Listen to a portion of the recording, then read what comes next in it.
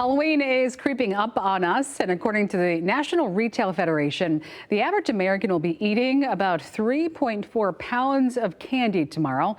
Sounds like an awful lot. It would take about 180 miles of trick-or-treating just to burn those calories off. So we know candy's not healthy, but it just tastes so good. But Halloween, we know, is a ton of fun. Happens only once a year, so there are ways that we can make it a bit healthier for the whole family. Joining us in studio with some tips on how to do that, we have Priority Health Chief Medical Officer James Forshee with us. Thank you so much for being here. And not only are you here yourself, but you brought some props to also display. So thank you so much for being here. Sure. There's going to be a lot of candy. No sugarcoating that. I mean, we know a lot of kids want to dive into their bags when they get home.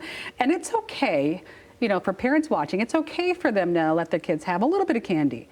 I agree. It balances out in the long run. Exactly. Basically. A little bit of moderation, balance. Remember, this is trick or treat. These are treats. I brought a couple samples of candies that are out there. None of these are more than 40 calories. And I'll just say the parent's chai latte might be 250. And they have those every day. Okay, so to put that in perspective. That's right. really good. That's exactly right. You can have a little opportunity to talk about sugar, talk about brushing your teeth and the impact sugar has on your teeth. I think those are all good things that you can take out of this during this time. Okay, I love that because you're saying there's not a lot of calories in these little fun size. That's not why they're called fun size? Yes, exactly. But I also like this idea of maybe before you head out trick-or-treating, maybe balance it a little bit with a healthier meal beforehand. Exactly. And then have a plan when you get home with all that candy. What are some options you can do? There are exchange programs that community centers have.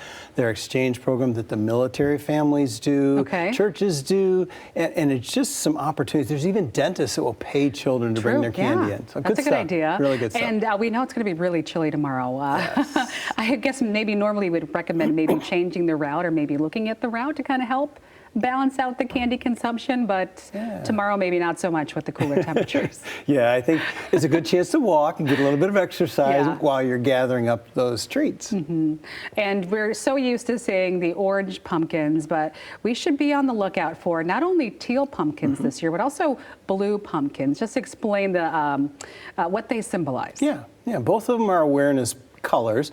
The teal is an awareness around food allergies or sensitivities, things like nuts or gluten or even things like dairy. And so a child that has one has special concerns and you should be aware of that. And then if you're, as a parent or a household, you put a teal pumpkin out on your porch, that lets people know that you have alternatives. Things like stickers or little fake temporary tattoos, or even glow sticks. I went online this morning. You still get glow sticks delivered for 6 or 7 cents for hundreds of them, 6 or 7 cents a piece. That's a good idea. Having alternatives.